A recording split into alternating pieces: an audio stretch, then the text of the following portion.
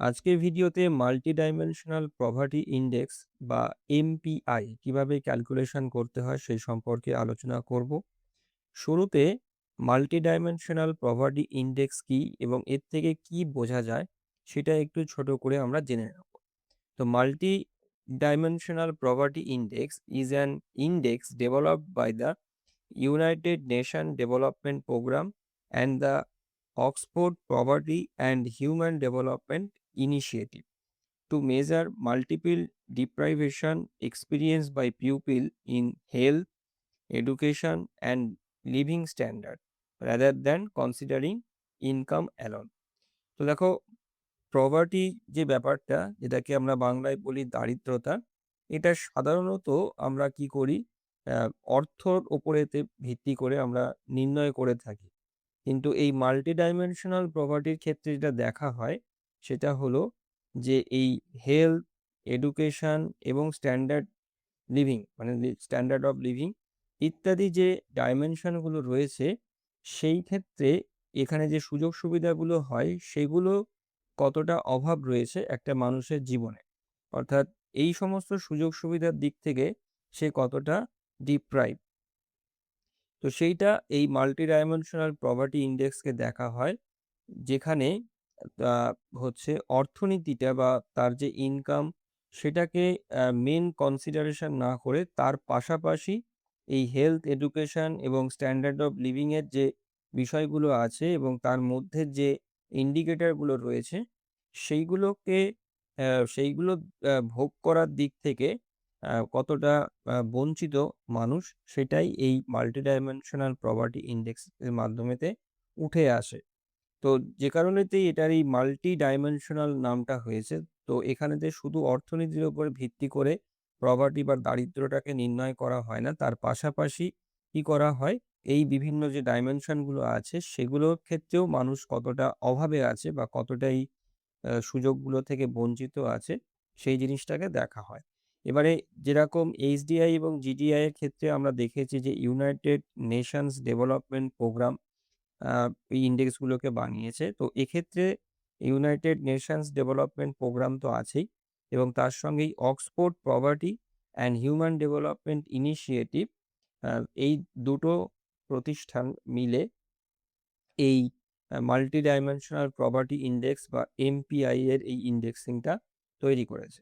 এবার দেখো, এখানেতে যে তিনটে মেইন যে ডাইমেনশন দেখা হয়, সেই তিনটে ডাইমেনশন তো বললামই। একটা হলো হেলথ, একটা এডুকেশন আর একটা লিভিং স্ট্যান্ডার্ড। তো এর মধ্যেও আরো সাব ক্যাটাগরি আছে। যেমন দেখো, এই যে হেলথের ক্ষেত্রে আরো দুটো বিষয় দেখা হয়। একটা হচ্ছে নিউট্রিশন আর একটা চাইল্ড মর্টালিটি।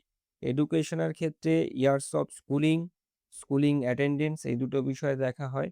আর লিভিং স্ট্যান্ডার্ডের ক্ষেত্রে এই cooking fuel, sanitisation, drinking water, electricity, housing, assets ইত্যাদির মতন বিষয়গুলো, অর্থাৎ সব মিলিয়ে মোট ৬টি বিষয়কে এখানেতে দেখা হয়ে থাকে এখানে।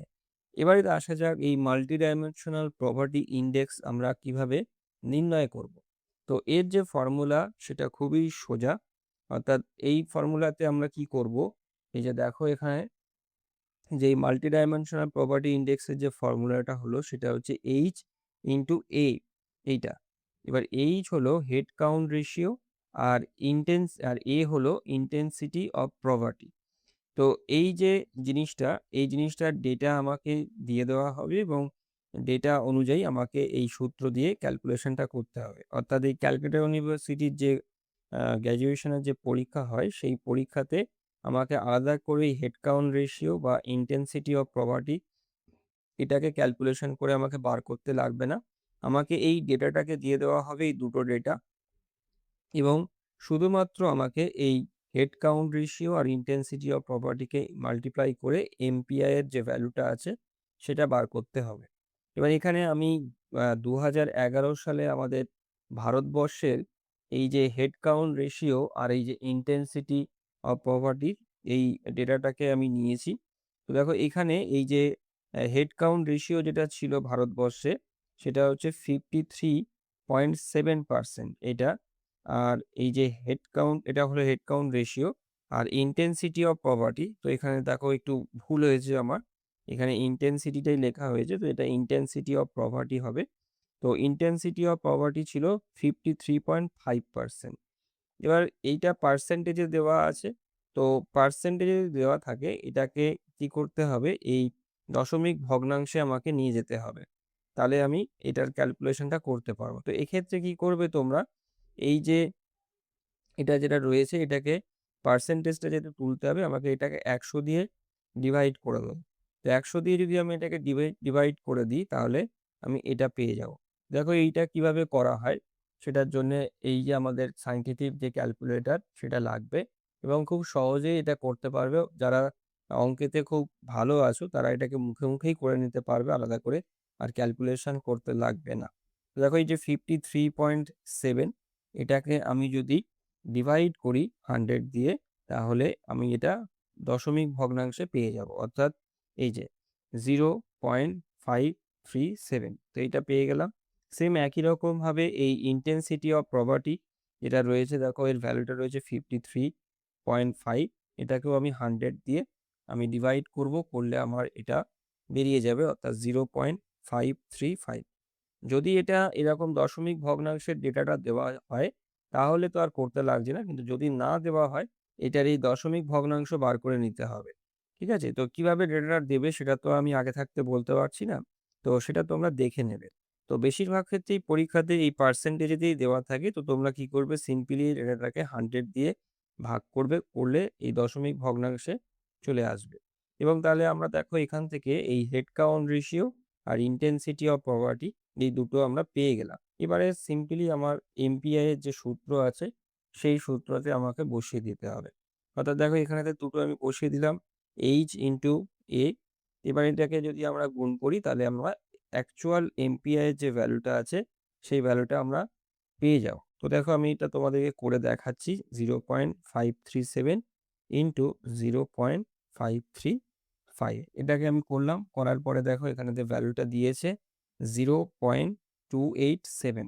তো এটা আমার ভ্যালুটা হলো। এবার তোমরা চাইলে এই যে যদি এটার উপরে ইন্টারপ্রিটেশন লিখতে হয় তখন তো এই দশমিক ভগ্নাংশ দিয়ে লেখাটা একটু অসুবিধা, তোমরা কি করবে, এটাকে আবার পার্সেন্টেজেতে রূপান্তর করে নেবে। কিভাবে করবে, দেখো এই যে ভ্যালুটা যেটা আমরা পেলাম একে 100 দিয়ে ইন্টু করে দেবে। করলে দেখো আমি সরাসরি এটা 100 দিয়ে ইন্টু করে দিচ্ছি, করে দিলে দেখো 80, এই যে 28.730। তো আমরা এই দশমিকের পরেতে একটা সংখ্যা পর্যন্তই নিতে পারি, যে 28.7%। ঠিক আছে, তো 28.7% আমার এটা হচ্ছে, তাহলে এটা সুবিধা হয়ে যায় ইন্টারপ্রিটেশন করার ক্ষেত্রে। তো এই পর্যন্ত এসে এই এমপিআর ক্যালকুলেশনটা হয়ে যায়। এবার দেখো যদি কোনো ইন্টারপ্রিটেশন লিখতে লাগে, যদি ধরো এইটার উপরে যদি ইন্টারপ্রিটেশন লিখতে হয় তাহলে খুব ছোট করে একটা ইন্টারপ্রিটেশন তোমরা লিখে দিতে পারো, যেটা হচ্ছে এইটা, যে যে রেজাল্টটা আমরা পেলাম সেটার উপরেতে, যে India's poor household experience 28.7% of the total potential deprivation that the entire country could theoretically experience। তো এইটা এরকম ছোট করে তোমরা এরকম ভাবে লিখে দিতে পারো এই ইন্টারপ্রিটেশনটা। তবে সব ক্ষেত্রে ইন্টারপ্রিটেশন যে লিখতে হয় এমন কোনো ব্যাপার নেই, যদি বলে পরীক্ষার সময় ইন্টারপ্রিটেশন লিখতে তাহলে তোমরা ইন্টারপ্রিটেশন এভাবে লিখে দিতে পারো। তো এরকম ভাবে খুব সহজেই তোমরা এই যে এমপিআই অর্থাৎ এই মাল্টি ডাইমেনশনাল প্রপার্টি ইন্ডেক্সের ক্যালকুলেশনটা তোমরা করতে পারো। তো আশা করি ভিডিওটির মাধ্যমে এই এমপিআই এর ক্যালকুলেশন কিভাবে করা হয় সেটা তোমাদেরকে শেখাতে পেরেছি। ভিডিওটি আমি এখানেতেই শেষ করলাম। সবাই ভালো থেকো। Thank you.